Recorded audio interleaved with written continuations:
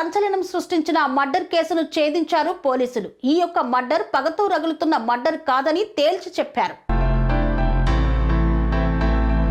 నల్గొండలో సంచలనం సృష్టించిన మర్డర్ కేసులో సంచలన ట్విస్ట్ చోటు చేసుకుంది. మర్డర్ కేసును 24 గంటలు గడవక ముందే ఛేదించిన one town CI Emireddy Rajasekhar Reddy బృందం.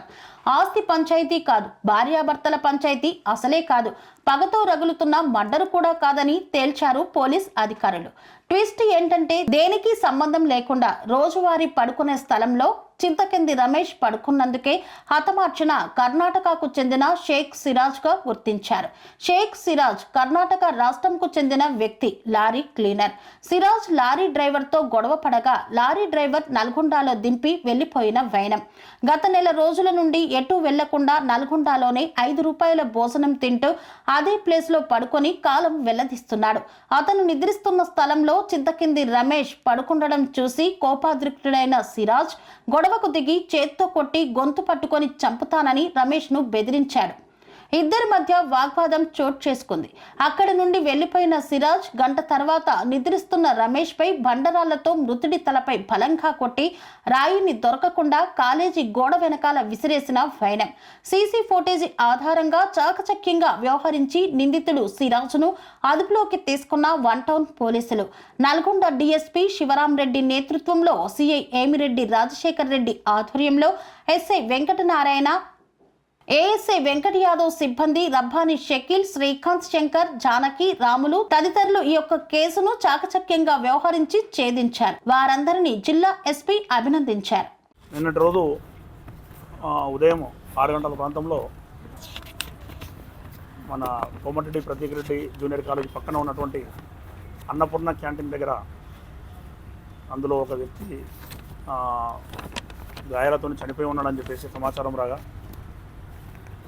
మరియు అదేవిధంగా ఆ మృతుని యొక్క బావ భాషపాక వెంకటయ్య ఫిర్యాదు ఇవ్వగా ఇక్కడ మర్డర్ కేసు కింద ఒక వన్ టౌన్ పిఎస్లో కేసు నమోదు చేయడం జరిగింది.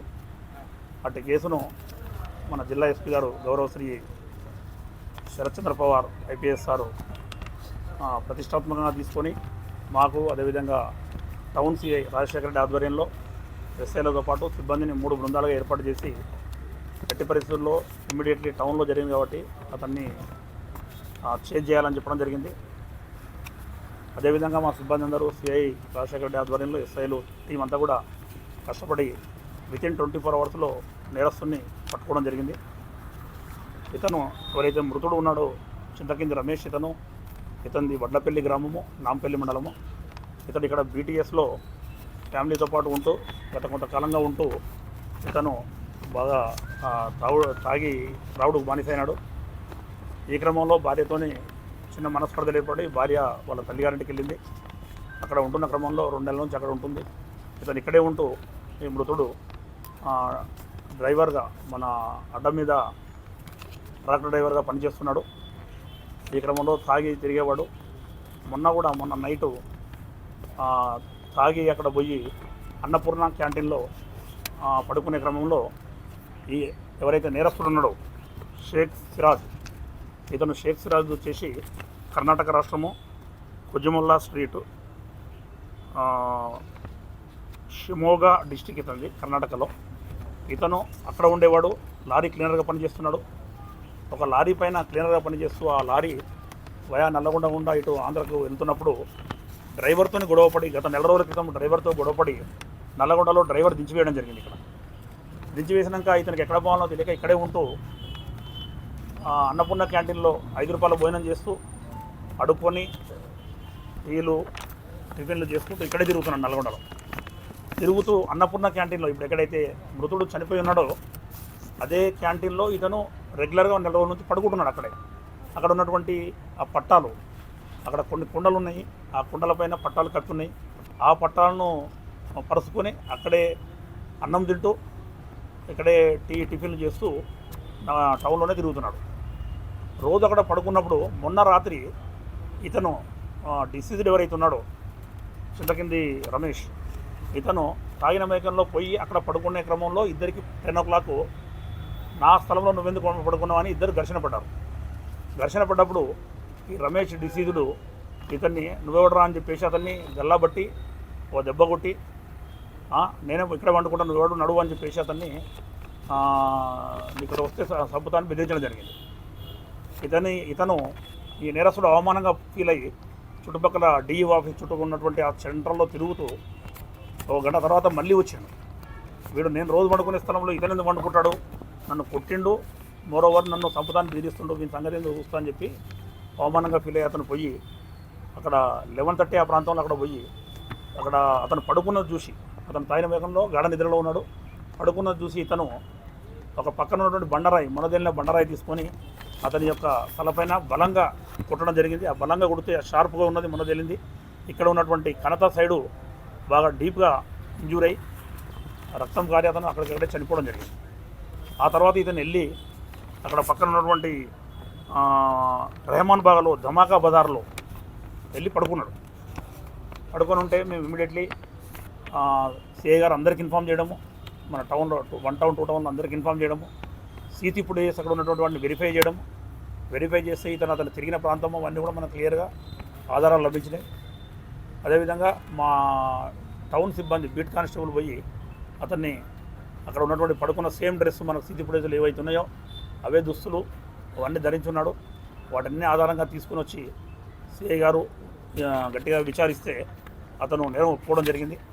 అతను నేరానికి ఉపయోగించినటువంటి అతను ఏదైతే బండరాయిందో ఆ టైంలో పుట్టిన తర్వాత అతన్ని కొమ్మటిరెడ్డి ప్రతికిరెడ్డి కాలేజీకి జూనియర్ కాలేజీలో ఇసిరేయడం జరిగింది. అది కూడా చూపించడము, దాన్ని కూడా స్వాధీనపరచుకోవడము. అదేవిధంగా దానితో పాటు అతడు నేరము చేసినప్పుడు ఆ రక్తం పడ్డది అతని పైన, ఆ రక్తం మరకలు కలిగినటువంటి దుస్తులను కూడా స్వాధీనపరచుకోవడం జరిగింది. ఇతన్ని ఇప్పుడు మేము అరెస్ట్ చేసి కోర్టుకు రిమాండ్ నిమిత్తం తరలిస్తున్నాము. అదేవిధంగా ఈ కేసును ఛేదించడంలో సిఐ రాజశేఖర రెడ్డి ఆధ్వర్యంలో వితిన్ 24 అవర్స్లో చేయించిన వాళ్ళను మన ఎస్ఐ వెంకటనారాయణ, అదేవిధంగా ఏఎస్ఐ వెంకట్ యాదవ్, మన స్టాఫ్ అందరూ రబ్బానీ, శ్రీకాంత్, షకీల్, జానకిరాములు, సైదులు వీళ్ళతో పాటు మా ఎస్ఐ సైదులు మరియు సతీష్ వీళ్ళందరికీ కూడా ఎస్పీ గారు అభినందించడం జరిగింది. వితిన్ 24 అవర్స్లో చేసినందుకు అందరికీ కూడా మా సిబ్బంది అందరికీ కూడా ధన్యవాదాలు తెలుపుకుంటున్నాము. థ్యాంక్ యూ అండి. స్వామి బోధానంద గోసేవ ఆశ్రమం సైథాపూర్. జ్యోతిష్యం, వాస్తుశాస్త్రం మన పూర్వీకులు మనకిచ్చిన వరం. దుర్గాదేవి, కాలభైరవ ఉపాసనతో వాక్సిద్ధి పొందిన శ్రీ శ్రీ బోధానందగిరి స్వామివారు మీకు ఎలాంటి సమస్యలున్నా, వాటిలో ముఖ్యంగా ధన నష్టం, ఆరోగ్య నష్టం, భార్యాభర్తల మధ్య గొడవలు, ప్రేమించుకున్న వారు దూరం అవడం, ఎన్ని సంబంధాలు వచ్చినా పెళ్లి ముడి పడకపోవడం, రోడ్డు ప్రమాదాలు, అప్పుల బాధలు, వ్యవసాయంలో నష్టాలు, పెద్దల మాట పిల్లలు వినకపోవడం, ఆరోగ్య శాంతి, గృహశాంతి, మనశ్శాంతి లేకపోవడం, ఇలాంటి సమస్యలు ఉన్నట్లయితే ఒక్కసారి స్వామీజీని కలవండి. మీ సమస్యలకు తగిన పరిష్కారాన్ని పొందండి. అంతేకాక అన్ని రకాల వ్యాధులకు గోపంచగవ్య మరియు మూలికా వైద్యం చేయబడును. నమ్మకంతో రండి, ఆయురారోగ్యాలతో వర్ధిల్లండి. మా అడ్రస్ స్వామి బోధానంద గోసేవ ఆశ్రమం, సైథాపూర్, వీరభద్రస్వామి గుడి దగ్గర, యాదగిరిగుట్ట. సంప్రదించవలసిన నెంబర్ 9849213754 మరియు 9618034138.